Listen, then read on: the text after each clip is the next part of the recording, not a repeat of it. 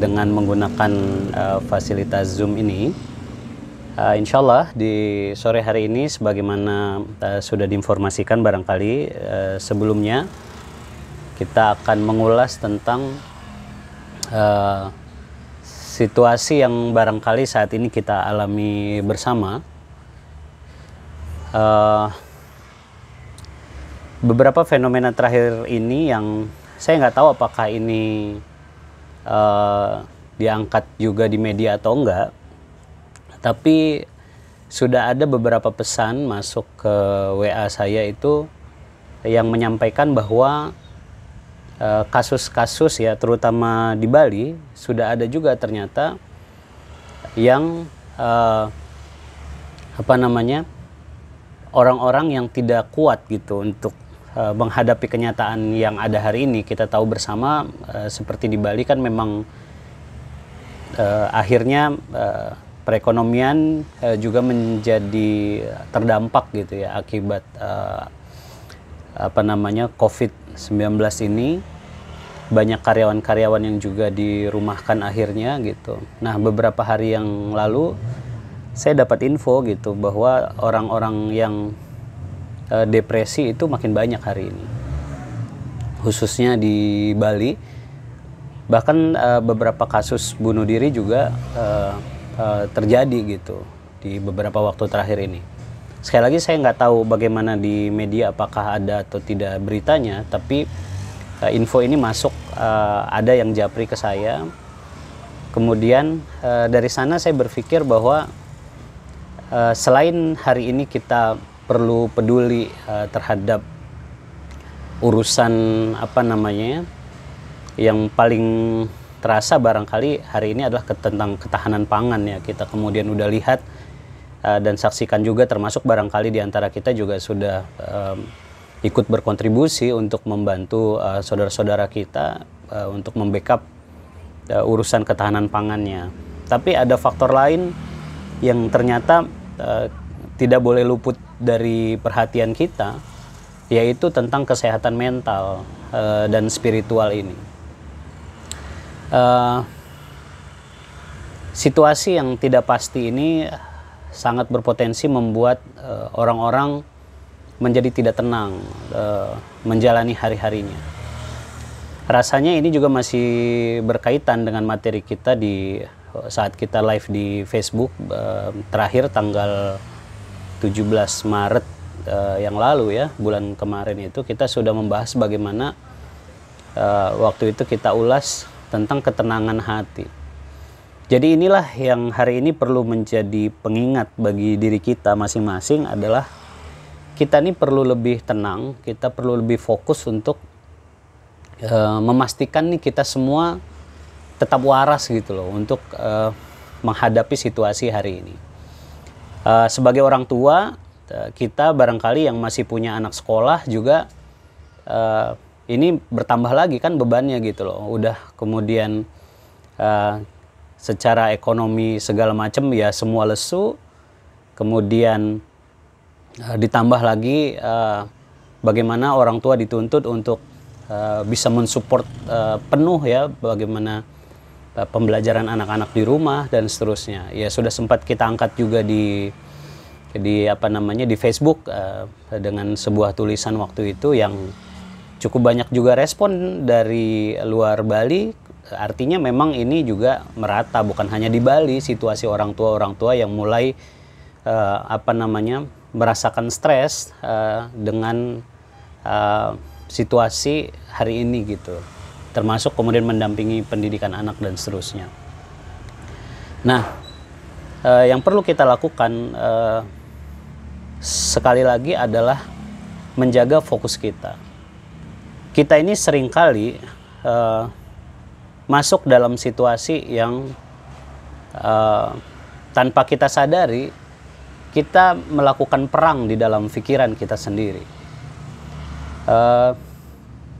Kita mengalami, ada istilah kalau dalam psikologi itu disebut ada namanya noisy of mind.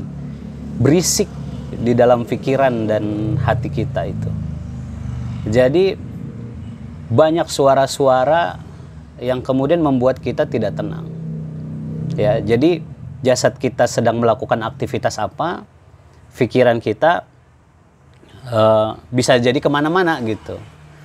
Ya, jadi mungkin fisiknya lagi masak di dapur gitu, tapi pikirannya lagi mikirin apa gitu ya. Cabang-cabang pikiran inilah yang seringkali membuat kita menjadi tidak tenang. Ya. Di antaranya yang paling banyak kemudian mengganggu pikiran kita itu adalah saat kemudian pikiran kita tiba-tiba terlempar mengingat peristiwa-peristiwa masa lalu, dan kadang-kadang kita juga mulai mengkhawatirkan peristiwa-peristiwa yang mungkin terjadi di hari yang akan datang. Nah, maka kita dianjurkan sebetulnya untuk hidup itu, kalau hari ini ada istilah mindfulness itu ya. Ini juga lagi banyak orang kemudian berlatih dan belajar ini. Sebetulnya kita sendiri dalam agama kita ini, praktek-praktek yang hari ini mereka sebut dengan meditasi ini, kita juga banyak kemudian aktivitas kita yang sebetulnya memiliki muatan-muatan yang punya bobot meditatif gitu, yang membuat kita lebih tenang gitu. Sebenarnya kita bisa menjadi lebih tenang itu diantaranya adalah ketika kita bisa mengizinkan diri kita untuk fokus pada apa yang sedang kita hadapi saat ini. Detik ini, misal saat ini kita sedang duduk di hadapan layar kita, di hadapan screen kita. Kita sedang mengikuti kajian ini. Bisakah kita hadir penuh mengikuti kajian ini, pikiran, hati, dan jasad kita betul-betul berada di saat ini gitu. Nah, kita dikatakan fokus itu adalah ketika pikiran, perasaan, dan jasadiah kita itu berada di satu tempat yang sama gitu. Jadi jangan sampai jasad kita sedang berada di tempat kita saat ini, pikiran kita kemana, hati kita kemana. Nah, ini yang sering kali menghadirkan ketidaktenangan itu. Oke, nah, maka kita perlu berlatih untuk menyadari penuh bahwa yang perlu dihadapi itu adalah saat ini gitu. Jadi kita dalam situasi yang tidak pasti begini, kalau kita berpikir terlalu jauh gitu ya tentang, apalagi hari ini kan kita dapat info lagi nih bagaimana nanti situasi kita menghadapi Ramadan kita ya, menghadapi Syawal kita, bahkan info-info terakhir ini penanganan COVID-19 ini katanya paling cepat nih, ada yang menyebutnya 3 bulan, ada yang menyebut 6 bulan, bahkan kita ada yang butuh 9 bulan, bahkan lebih dari itu. Ini kalau kita pikirin sampai sejauh itu ke depan, sangat berpotensi membuat kita menjadi tidak tenang. Sehingga yang perlu kita miliki di dalam diri kita itu adalah daya tahan kita sendiri sebetulnya. Bagaimana kemudian kita tidak menghabiskan energi kita seperti orang yang sedang melakukan sprint gitu, tapi kita sadar bahwa kita ini lagi dalam maraton yang membutuhkan nafas yang panjang gitu. Sehingga nafas panjang itu bisa kita dapatkan dengan tidak terlalu ekstra ya, berpikir tentang situasi yang sangat belum pasti di hari-hari yang akan datang. Nah, artinya saat ini yang perlu kita lakukan untuk menghadirkan ketenangan itu adalah bagaimana kita hari ini hidup saat ini dan betul-betul menghadapi apa yang sedang kita kerjakan saat ini gitu loh. Jadi, lagi ngajarin anak, udah aja fokus ngajarin anak gitu. Masak, waktunya masak ya masak aja gitu. Waktunya nyuci ya nyuci aja gitu. Tanpa harus memenuhi pikiran-pikiran kita dengan yang lain-lain gitu. Karena tidak harus semua juga kita pikirkan sekarang gitu. Inilah salah satu yang membuat kita tenang. Nah, selain itu, di sini juga sebetulnya Allah sedang menguji kita tentang seberapa kuat dan seberapa konsisten, seberapa komitmen kita untuk mengamalkan apa-apa yang kemudian diperintahkan Allah kepada kita. Sesungguhnya kita tidak membutuhkan pendekatan apapun ketika kemudian kita kembali kepada apa yang dituntunkan oleh Rasulullah untuk menghadirkan ketenangan jiwa itu. Sebetulnya ketika kita melaksanakan dengan sepenuh hati kita dan penuh konsistensi kita apa yang diajarkan sama Rasulullah, ketenangan itu pun akan hadir dengan sendirinya. Apa sih sebenarnya yang kemudian Allah inginkan kita lakukan agar hati kita tenang?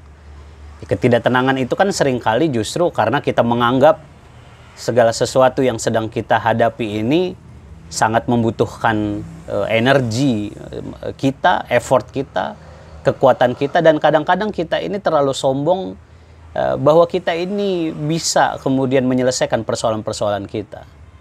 Ya. Tapi faktanya hari ini Allah tunjukkan kepada kita bahwa kita hanyalah hamba yang tidak memiliki daya apa-apa. Kita adalah hamba yang ternyata hanya bisa kemudian kembali berserah pasrah kepada Allah Subhanahu wa Ta'ala.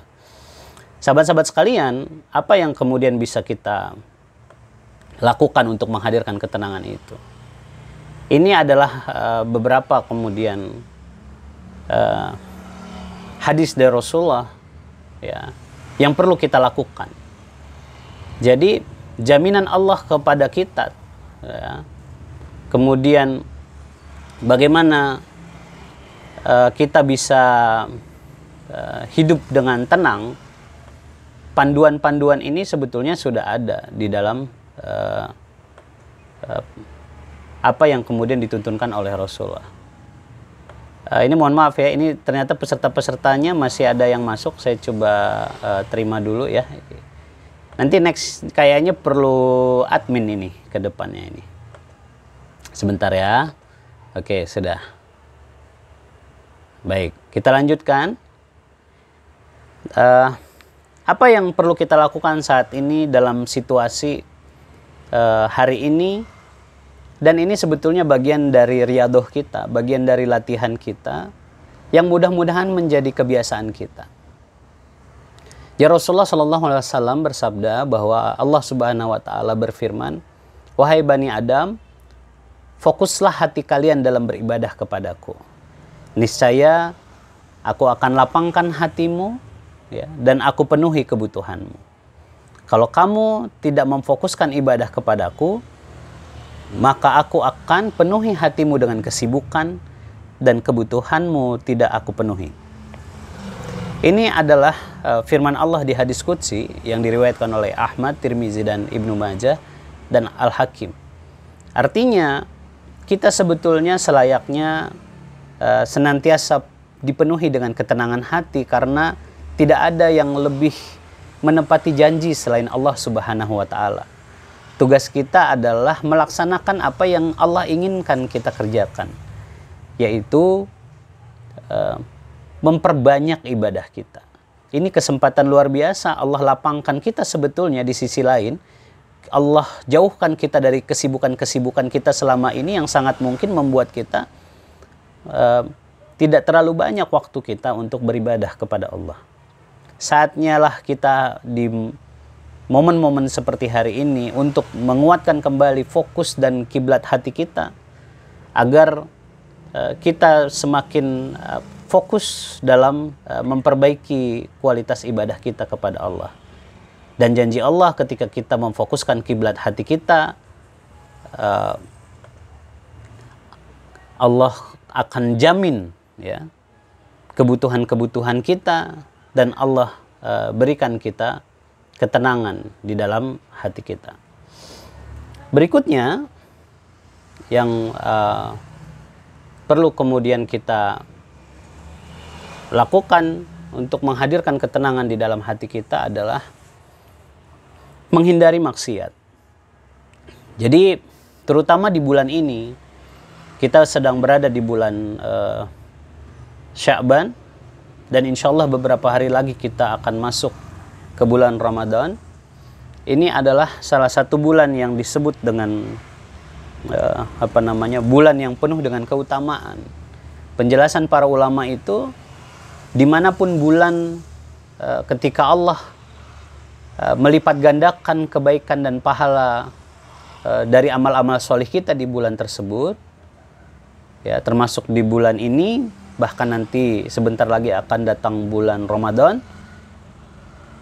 Itu yang perlu kita perhatikan di saat yang sama, kata para ulama itu, ketika ibadah itu dilipat gandakan Allah pahalanya dengan kebaikan-kebaikan yang luar biasa, ya bagaimana kita tahu bersama amalan sunnah itu diganjar seperti amalan wajib, sementara amalan wajib itu Allah lipat gandakan sebanyak-banyaknya sesuai dengan apa yang Allah inginkan. Di saat yang sama, kata para ulama itu adalah ketika kita bermaksiat di bulan haram, ya termasuk kemudian di bulan Sya'ban dan Ramadan ini pun, maka sama perbuatan dosa itu pun dilipat gandakan ganjarannya gitu. Maka penting bagi kita untuk menjaga perilaku kita agar sekuat tenaga kita jangan sampai kemudian kita melakukan kemaksiatan. Ya, kita saling mengingatkan termasuk kemudian menjaga diri kita agar kita tidak melakukan kemaksiatan. Nah, di riwayat At-Tirmizi ini Rasulullah menyampaikan, dan seorang laki-laki akan diharamkan baginya rezeki karena dosa yang dibuatnya. Ini artinya sebetulnya saat disebutkan di sini seorang laki-laki, ini juga berlaku umum sebetulnya ya. Jadi perbuatan maksiat yang kita lakukan itu ternyata adalah menghambat ya, rezeki kita, menutup pintu-pintu rezeki kita gitu. Bisa jadi apa yang kemudian kita alami hari ini pun adalah peringatan dari Allah buat kita, karena barangkali ada juga kesalahan-kesalahan yang kita lakukan di masa lalu kita yang Allah ingin bersihkan diri kita dengan apa yang sedang kita hadapi hari ini. Nah, sahabat-sahabat sekalian, jadi menghadirkan ketenangan hati ini juga adalah bisa kita lakukan dengan menghindari kemaksiatan.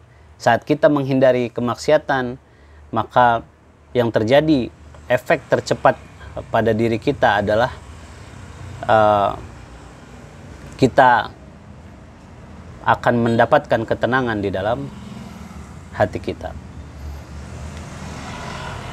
Berikutnya yang bisa kita perhatikan dan kita perbanyak di kesempatan yang penuh dengan ketidakpastian yang kita sebut saat ini, situasi yang tidak pasti ini, agar hati kita senantiasa tenang.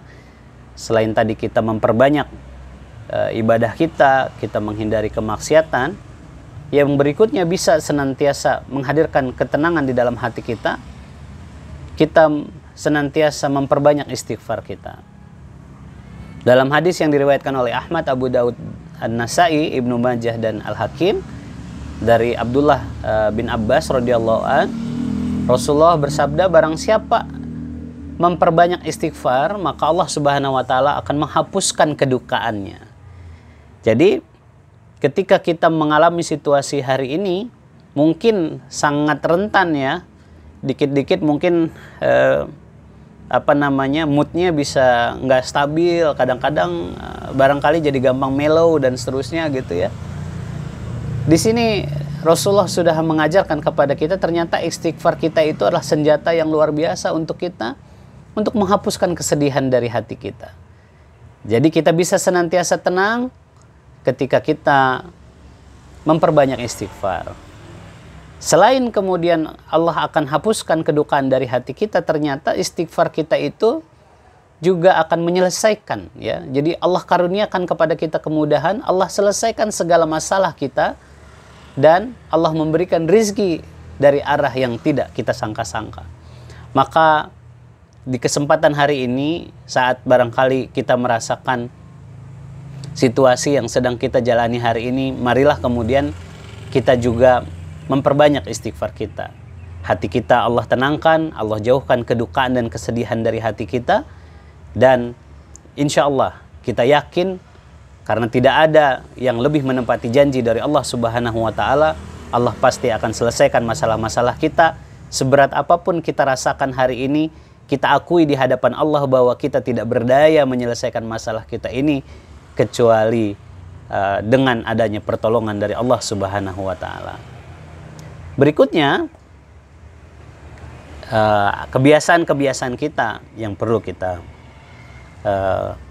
lakukan juga ya, mumpung situasi kayak gini ya, kita juga bisa mulai berlatih untuk kemudian lebih menjaga kualitas pagi kita ya. Ketika kita bangun di pagi hari, kita jangan sampai kehilangan keberkahan bangun di pagi hari itu. Dari hadis yang diriwayatkan oleh At-Tabrani, Rasulullah kemudian menyampaikan, bangunlah pagi hari untuk mencari rezeki dan kebutuhan-kebutuhanmu. Sesungguhnya pada pagi hari itu terdapat barokah dan keberuntungan. Jadi barangkali ini juga ya, orang-orang tua kita dulu kan itu ngajarin ke kita, jangan tidur pagi-pagi, gitu. Nanti rezekinya dipatok ayam gitu ya, ada yang kayak gitu. Mungkin maksudnya itu kita kalau tidur pagi-pagi itu akan kehilangan keberkahan pagi kita. Jadi mari kita awali setiap pagi kita dengan semangat kita, termasuk anggota keluarga kita, anak-anak kita. Kita bantu membangun suasana positif di pagi hari, suasana yang penuh dengan keceriaan, karena pagi itu adalah simpul perasaan kita yang akan kemudian mengawali hari kita menjalani seharian aktivitas kita. Jadi kalau paginya ceria, insya Allah hari kita pun akan ceria. Jadi kita usahakan jangan sampai pagi-pagi itu kita bad mood gitu ya. Jadi bangun pagi, aktivitas kita lakukan di pagi hari, inilah yang kemudian mengundang keberkahan dari Allah. Keberkahan itu kan bahasa lainnya adalah ziyadatun nikmah gitu ya. Ada nikmat yang kemudian berlipat-lipat diberikan Allah kepada kita. Nikmat yang terus bertambah-tambah diberikan Allah kepada kita ya. Nah, bangun pagi ini juga ternyata ya, hari ini ya, di waktu-waktu terakhir ini juga kan dibahas tuh sama siapa yang nulis Seven Habits itu, Stephen R. Covey ya. Jadi katanya salah satu habitnya yang perlu kita jadikan kebiasaan itu adalah bangun lebih awal gitu ya. Karena menurut Stephen Covey itu adalah kalau kita bangun pagi lebih awal ketika orang-orang masih tidur, ketika dunia ini masih tenang, justru disitulah kita bisa mengakses energi spiritual kita, kata Stephen Covey. Padahal jauh sebelum itu ya, 1400 tahun yang lalu Rasulullah juga sudah mengajarkan kita tentang ada kebiasaan baik yang menghadirkan ketenangan, mengundang keberkahan buat kita dengan kebiasaan kita bangun pagi. Berikutnya apa? Salah satu yang juga kemudian mendatangkan ketenangan di dalam hati kita, sehingga kemudian Allah juga selesaikan persoalan-persoalan kita, adalah komitmen kita untuk berbakti kepada orang tua kita. Jadi ini ada dua hadis paling tidak yang kemudian bisa menjadi motivasi bagi kita. Yang pertama, hadis yang diriwayatkan oleh Abu Ya'la ya dan At-Tabrani. Siapa yang kemudian berbakti kepada ibu bapaknya, maka kebahagiaanlah buatnya, dan Allah akan memanjangkan umurnya. Jadi kebahagiaan hati kita, ketenangan kita itu dalam menjalani hari-hari kita ini juga ternyata ada pengaruh dengan seperti apa kebaikan kita kepada orang tua kita. Ini terlepas dari orang tua kita masih hidup atau tidak. Jadi orang tua kita masih hidup, kita masih bisa berbakti. Orang tua kita sudah meninggal, kita pun sebetulnya masih bisa berbakti, termasuk diantaranya mendoakan orang tua kita, termasuk juga bersedekah untuk orang tua kita. Di hadis yang lain, Rasulullah kemudian menyampaikan juga, apabila hamba itu meninggalkan berdoa kepada kedua orang tuanya, niscaya terputuslah rezeki dari Allah kepadanya. Jadi jangan sampai kita lupa mendoakan orang tua kita. Jangan sampai terlewat kita mendoakan orang tua kita. Ternyata ada hubungannya. Ada hubungannya antara komitmen kita mendoakan orang tua kita dengan jaminan Allah kepada rezeki kita, itu pun ternyata ada hubungannya. Jadi mari kita senantiasa saling mengingatkan juga untuk memastikan kita tidak pernah lupa mendoakan kebaikan-kebaikan kepada orang tua kita dari Allah Subhanahu wa taala. Berikutnya, dalam situasi kita yang penuh dengan ketidakpastian hari ini, termasuk juga Allah ingin melatih kita untuk saling membantu. Mudah-mudahan nanti sampai selesai persoalan ini, ini menjadi kebiasaan-kebiasaan kita juga, kebiasaan kita membantu orang lain. Dari hadis yang diriwayatkan oleh Al-Bukhari, Rasulullah kemudian menyampaikan kepada kita, tidaklah kamu diberikan pertolongan dan diberi rizki melainkan karena orang-orang lemah di kalangan kamu. Jadi ternyata yang memperlancar jalan-jalan rezeki kita itu adalah ketika kita juga memiliki kepedulian terhadap orang-orang yang lemah dan membutuhkan yang ada di sekitar kita, di lingkungan kita.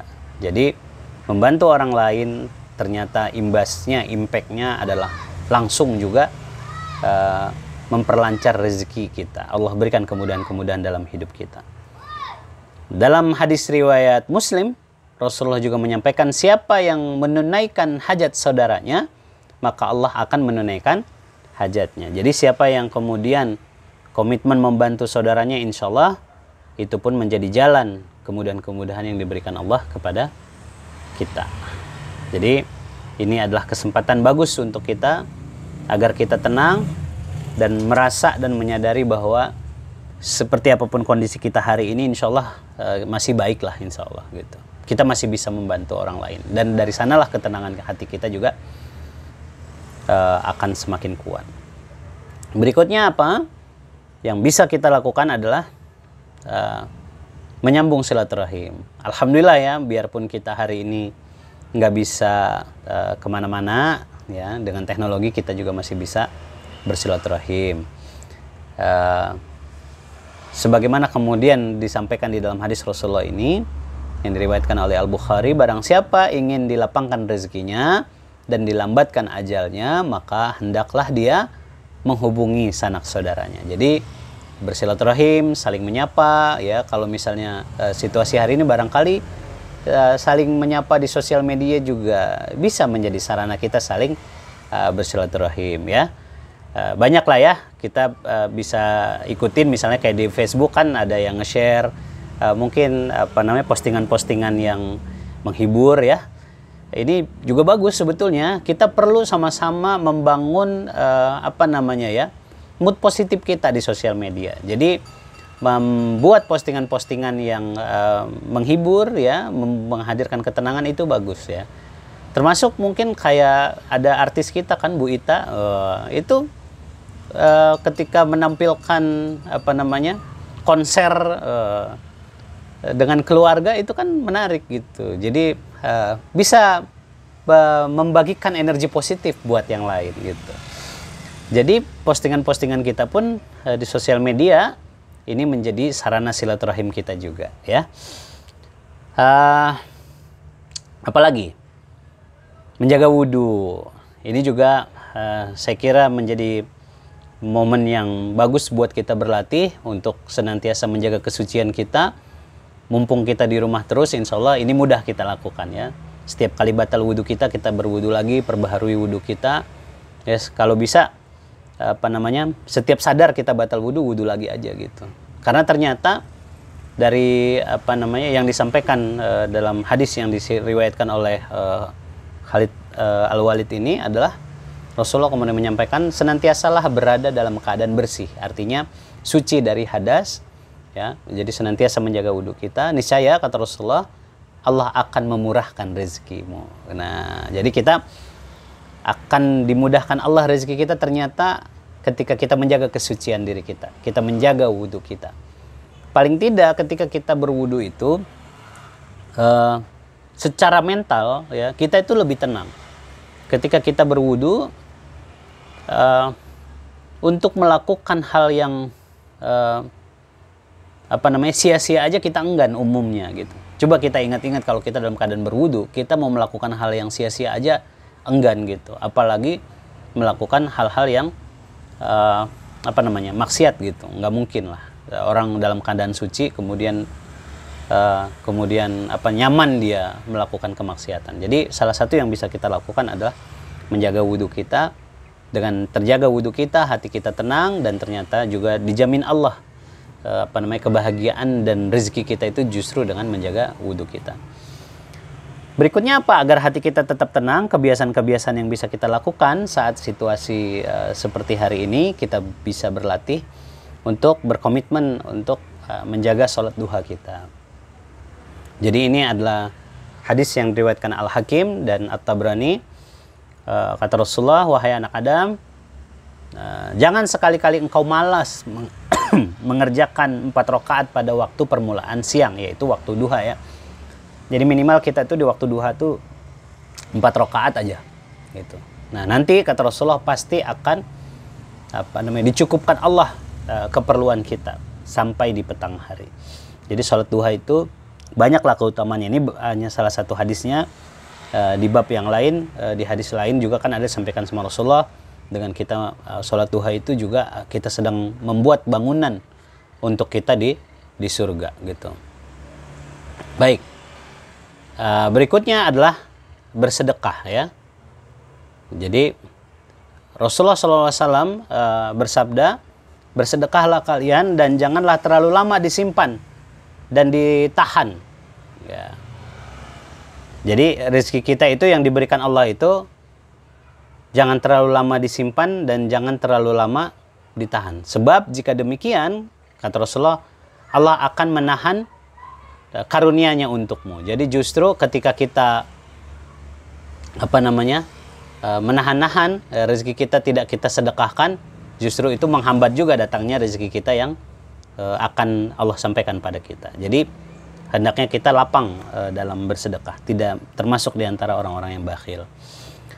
Dalam riwayat yang lain disampaikan dalam hadis riwayat Muslim dan An-Nasai, Rasulullah juga menyampaikan, berinfaklah semampumu dan jangan menahan hartamu, niscaya Allah akan menahan karunia-Nya bagimu. Jadi kalau kita menahan-nahan harta kita, ternyata Allah juga akan menahan-nahan yang seharusnya akan sampai kepada kita.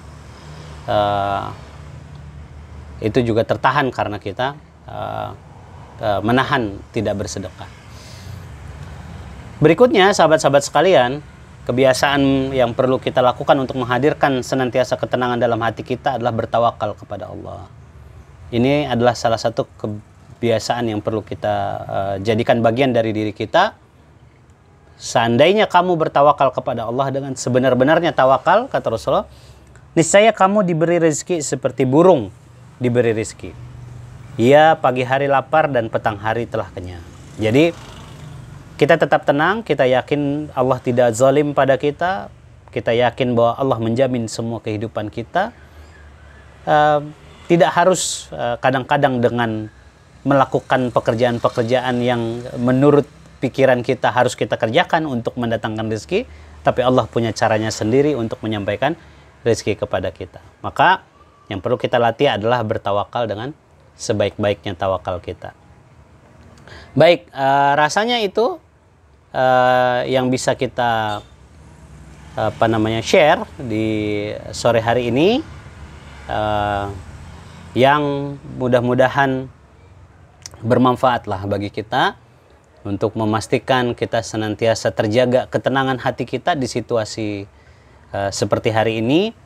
Panduan-panduan yang diajarkan sama Rasulullah ini menjadi kebiasaan-kebiasaan kita, boleh menjadi checklist kita barangkali gitu ya. Kita buat checklist ini kan kita akan masuk dalam bulan Ramadan juga beberapa waktu lagi gitu ya. Ini bagus juga kalau kita jadikan checklist aktivitas kita, termasuk buat diri kita, pasangan kita, dan juga anak-anak kita. Nah, jadi mudah-mudahan nanti setelah kita melewati semua ini, kita betul-betul bisa menjadi lebih tenang dan sebagaimana yang Allah inginkan dengan semua peristiwa yang terjadi. Sesungguhnya ketika hari ini situasi kita yang kita alami adalah bagian dari takdir yang Allah berikan kepada kita. Ya, ketika kemudian Allah takdirkan kita menjalani ini semua, sesungguhnya ada maksud baik Allah untuk kita. Tidak ada Allah menzolimi kita. Yang Allah inginkan dari setiap yang ditakdirkan kepada kita ini adalah Allah ingin kita lebih takwa kepada Allah. Mudah-mudahan kita semua yang dimampukan Allah untuk melewati semua episode ini, sehingga Allah jadikan kita lebih bertakwa setelah melewati semua episode ini, insya Allah. Rasanya itu yang bisa kita share di sore hari ini. Mudah-mudahan manfaat ya.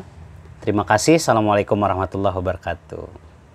Boleh berikutnya, kalau mau diskusi boleh. Silakan. Boleh masing-masing yang mau ngobrol, audionya boleh di unmute ya. Masing-masing bisa kayaknya di unmute sendiri ya.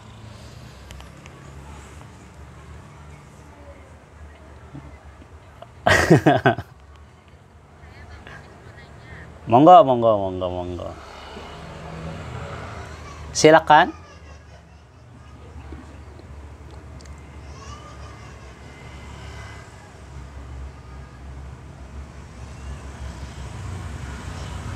Silakan, Bu.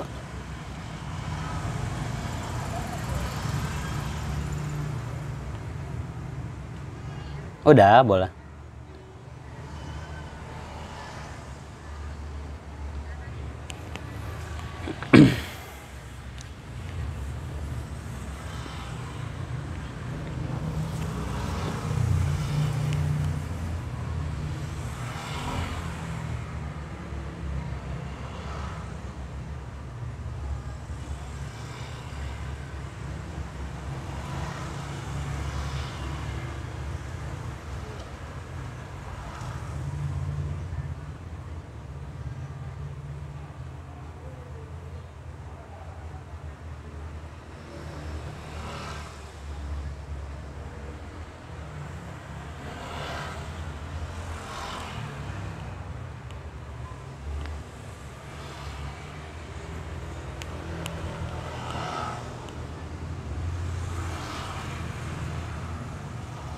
Hmm.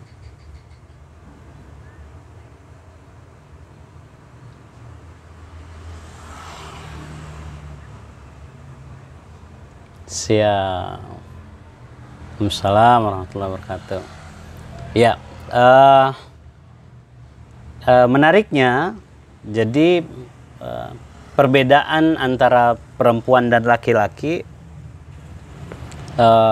antara apa namanya, kondisi sebelum menikah dengan setelah menikah itu kan ternyata berbeda ya. Jadi urutan bakti ya bagi anak laki-laki itu sejak dia lahir ke dunia ini terhadap apa namanya, orang tuanya itu adalah urutannya ya. Kalau nanti kita lihat berdasarkan di surah Luqman itu kan yang pertama itu adalah kita nggak boleh berbuat zalim kepada Allah. Jadi urutan pertama ketaatan kita itu adalah kepada Allah Subhanahu wa Ta'ala. Yang kedua adalah kepada orang tua kita. Dan orang tua ini juga kan diurutkan ya. Jadi yang pertama itu ibu, baru berikutnya adalah ayah. Ya, jadi Allah, ibu, ayah. Nah, ini bagi seorang laki-laki, sampai dia menikah pun, sampai dia berkeluarga pun, urutan ini tetap sama. Yang berbeda adalah dengan perempuan. Kalau perempuan itu, selama dia belum menikah, itu urutannya sama. Jadi Allah, ibu, ayah. Ketika terjadi ijab qabul itu, ya, kemudian dia resmi menjadi istri dari suaminya, maka ada perubahan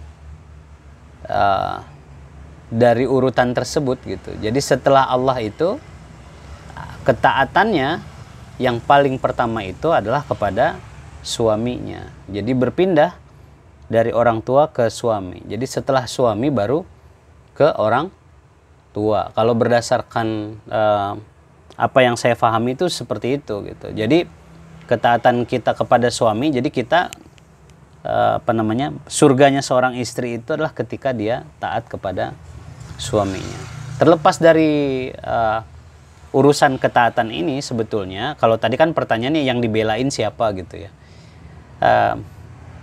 Kondisinya adalah kalau berdasarkan ketaatannya berarti kita ngikut kepada suami kita. Tapi sebetulnya rasanya tidak ada yang tidak bisa kita komunikasikan. Jadi disinilah kemudian dibutuhkan kesabaran dan ketenangan kita untuk berdialog juga dengan pasangan kita, menenangkan hati dan pikirannya, kemudian agar suami kita juga memiliki kesadaran. Sebetulnya bagi seorang laki-laki sih dia tidak boleh juga membeda-bedakan antara orang tua kandungnya dengan orang tua istrinya, karena seorang suami kan perlu sadar juga bahwa istrinya itu ketaatannya penuh kepada sang suami, lalu siapa yang kemudian akan kemudian mensupport orang tua sang istri. Nah, ini kepekaan dari seorang suami juga dibutuhkan di sini. Jadi saya kira seperti itu ya, kalau memang urusannya tentang ketaatan tadi memang betul kepada suami, tapi rasanya tetap bisa dikomunikasikan. Ketika ada konflik-konflik itu kan sebetulnya itu ciri bahwa ada komunikasi sebetulnya yang terjadi antara kita, pasangan, dan orang tua, dan pasti ada jalan keluarnya insya Allah. Yang penting kitanya tenang, kita fokus pada kebaikan-kebaikan yang kita capai. Jadi tidak mengedepankan ego kita, tidak mengedepankan gengsi dan lain sebagainya gitu ya, tapi fokus kepada kebaikan dan fokus mengharapkan keridhaan dari Allah. Insya Allah itulah yang kemudian bisa membuat kita tenang untuk bisa berdialog mencari jalan keluar dari apa yang kita hadapi. Rasanya begitu ya. Mudah-mudahan manfaat.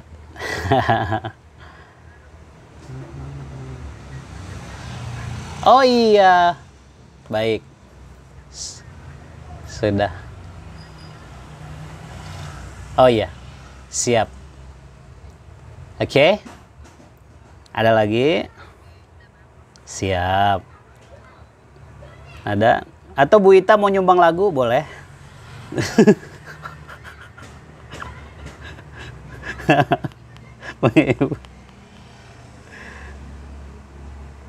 Ayo, apalagi kalau ada yang mau didiskusi.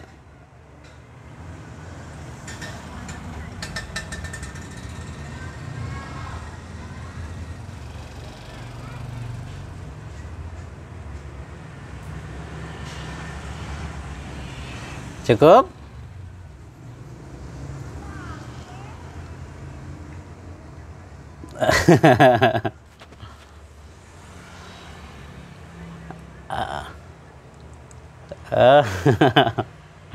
Ya prinsipnya kan menghadapi situasinya, intinya kitanya yang perlu waras lah, perlu tenang gitu ya. Tapi ngomong-ngomong, kemarin waktu saya posting tulisan saya tentang curhatan para ibu ya saat kemudian menghadapi anak-anak yang belajar di rumah, saya dijapri loh oleh beberapa guru. Ternyata ada yang baper juga.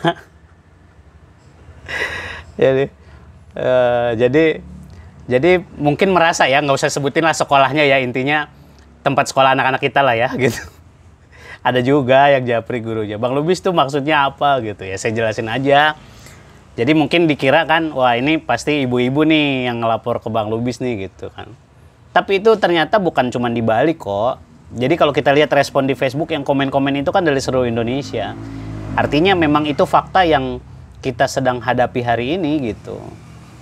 Maka kalau buat saya pribadi sih idenya adalah bagaimana kemudian fokus kita tuh sebetulnya menjaga anak-anak kita ini juga tetap waras gitu loh. Jadi kitanya yang perlu kemudian menjaga mental anak-anak kita agar mereka bisa tetap positif juga gitu. Kebayang lah sekarang kan berarti udah cukup lama nih mereka kemudian keluar dari kebiasaan-kebiasaannya ya. Kalau biasanya bisa ketemu sama teman-teman dan seterusnya, tiba-tiba di rumah terus tuh nggak enak banget loh sebetulnya gitu.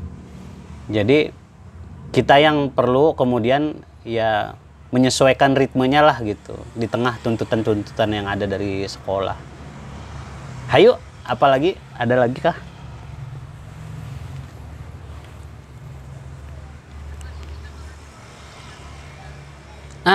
Itu juga ngaruh ya sebetulnya. Jadi salah satu yang membuat orang depresi itu adalah karena dia mengkonsumsi informasi-informasi yang cukup banyak gitu. Jadi kita tuh juga hari ini kayaknya kalau pengen waras tuh perlu memilah-milah juga tuh info-info yang kita dengar gitu. Ini menarik loh fakta-fakta tentang jumlah orang depresi hari ini tuh luar biasa gitu. Jadi kita nih perlu ngejaga. Jadi kan informasi itu yang kita baca, kita lihat, kita dengar ya, video-video yang di-share dan seterusnya kan sebetulnya itu masuk ke dalam bawah sadar kita ya. Jadi itu pasti membawa dampak kepada diri kita, kepada mindset kita, dan juga nanti akan berimpact kepada perilaku kita gitu. Jadi penting bagi kita untuk menyortir itu. Kalau perlu bisa juga nih kita berlatih untuk coba deh nggak usah ngikutin dulu gitu, bisa jadi gitu. Saya berlatih untuk kemudian tidak ngikutin banget ya tentang apa namanya perubahan-perubahan, update kayak gitu tuh ternyata kita bisa lebih rileks kok gitu. Jadi kadang-kadang kita menjadi nggak tenang tuh justru saat kita gitu di WA, semua grup WA itu ya, Facebook beritanya sama dan seterusnya. Dan yang di-share tuh tentang kecemasannya. Kayaknya kita bisa membangun atmosfer ya. Kalau misalnya sekarang kita ada berapa orang nih yang ada di di Zoom ini 31 ya gitu. Kalau kita bisa bangun kebiasaan baru, kita bisa bikin gerakan sebetulnya gitu. Bagaimana kita komitmen setelah hari ini dan seterusnya, kita posting tuh, kita niatin gitu, postingan kita itu adalah membangun suasana positif buat teman-teman kita gitu. Jadi situasinya seperti itu hari ini gitu ya.